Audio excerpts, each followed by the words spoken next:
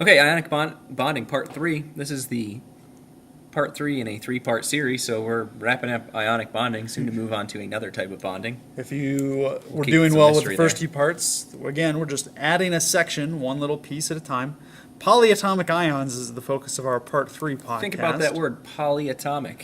Poly means many. Many. I think Yeah. is poly. Greek prefix And there. atomic, we'll go with atoms. Yeah. So many atoms, ions. That makes sense. So it's an ion with many atoms, more than one. Okay, so NH4 plus 1, example. NO3 minus 1, another example. So the whole thing, instead of just one of them having a charge, the whole group has a charge. I like Yeah. to think of them as group ions. That's a good way to look at it, and a good way to It's a group define it. with Yeah. a charge. So there's a group there for NH4. There's 1 N and 4 H's, so there's 5 atoms all combined together, and when those 5 atoms get together, they have a +1 charge.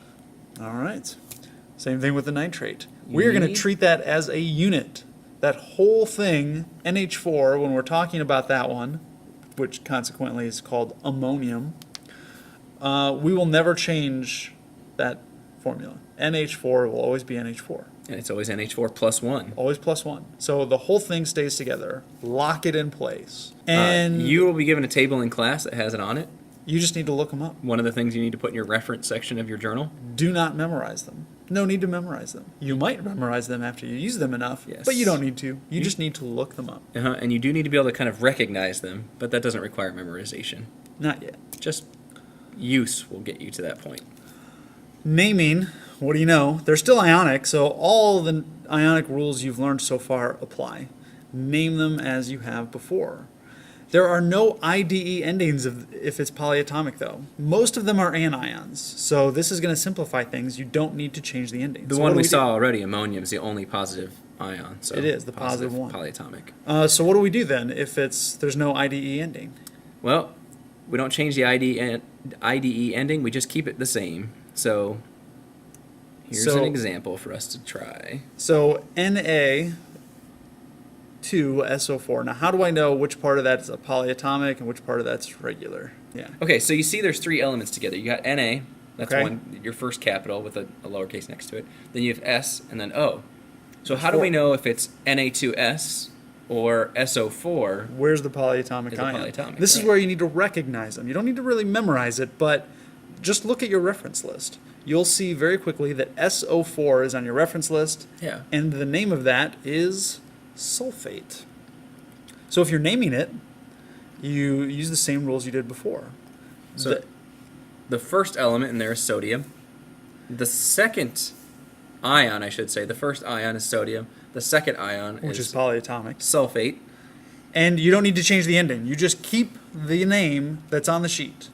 Sodium keeps its name, sulfate keeps its name, sodium sulfate, nothing to change. To be honest, this may be identify 'em. part 3, but this naming is the easiest of all of the It's naming. like part 1.5 Yeah. as far as the names go. Let's try another one. NH42O. This makes it really easy to see the polyatomic ion. Now we've got grouped it together parentheses for around you. it. Right. So look that one up. See how there's multiple of the polyatomic ion? It has parentheses around it to show that there's more than one of them because we treat it as a unit. Yep, you lock There it in we go. place. NH4, that all stays together. There are 2 of those, 2 groups. But that doesn't change the name at all. So look up the name on your sheet. You'll find NH4 is ammonium. O. Oh, that's not a Oxygen. polyatomic ion. It's So we not, do need to have the IDE ending on it. because it's a normal oxygen, so we call it Yes, oxide, yes. ammonium oxide. And this is, ammonium is pretty much the only time you're going to have an example of a compound with a polyatomic ion, and it still has the IDE ending. But the polyatomic ion, it keeps its name. Yeah. Never change the polyatomic name. Writing the formula from the name. So here's an example. We've got iron 3 sulfate. Follow the same steps you did before. Write the ions down Okay, so So we you got can- iron plus 3, so you can see them. right? Sulfate, SO4, -2. That which we look up on our Okay. chart that we got in class. Those are just our references. Now we start our steps. First one, write the symbols.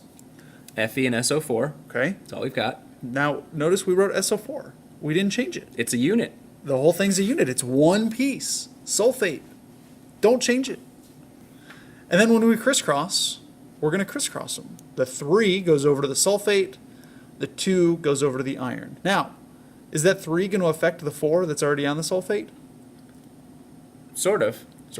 Is it going to change the number, though?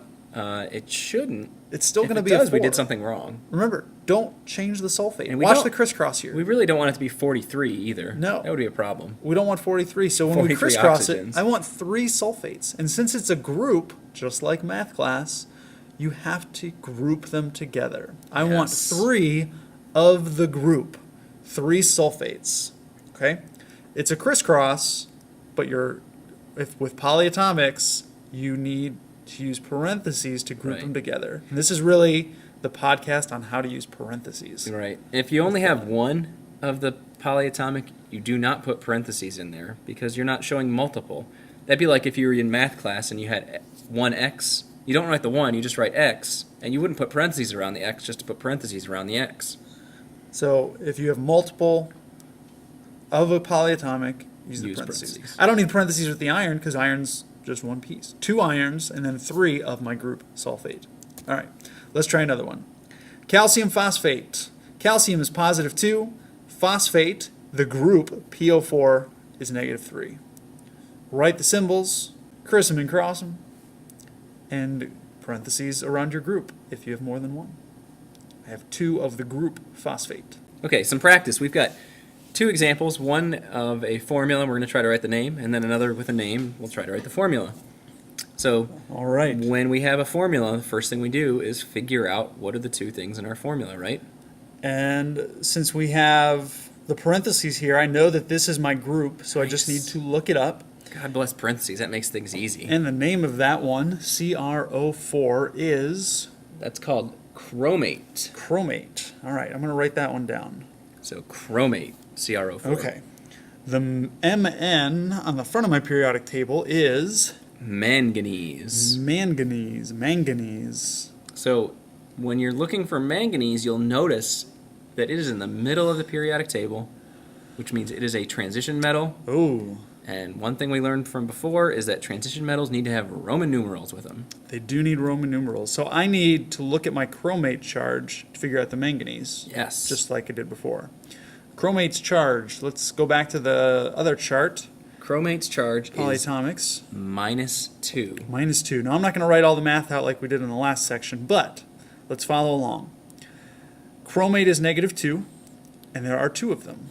That must mean we have a total of -4 charge -4. from the chromate.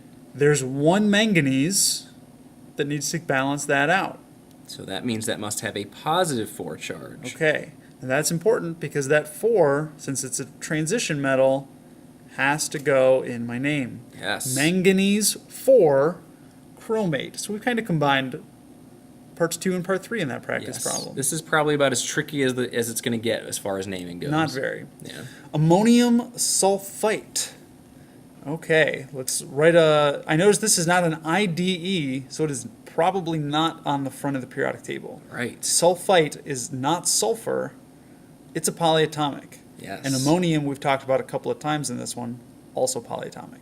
So let's write the formulas. Let's look those up. So ammonium, when you look on your list, NH4 plus 1. You might have that one memorized already at this point. Plus 1. Sulfite. Sulfite.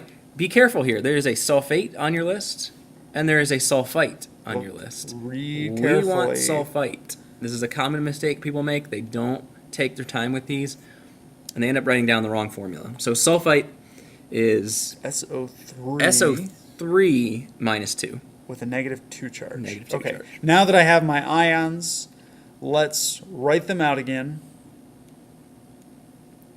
There's my sulfite. Ooh, see, I just said it.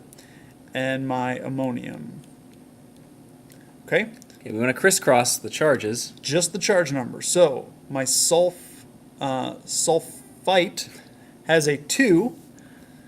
So that's going to come over to the ammonium, right? Yep. Now, do we just write the 2 there?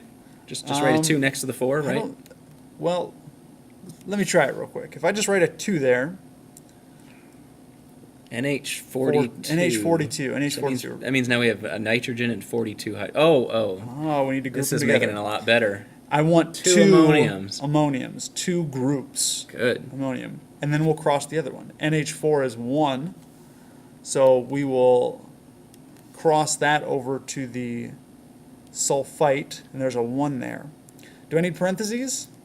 You know what? We actually do not, because we can just get rid of the 1. We can. Let's just erase it, because we need to reduce it. So I need 2 ammoniums, but I only need 1 sulfite, so I don't need to write parentheses. Cool, that actually makes it easier. Okay? Nice. So you need to know how to look up the polyatomic ions and use the parentheses when necessary if you're crisscrossing.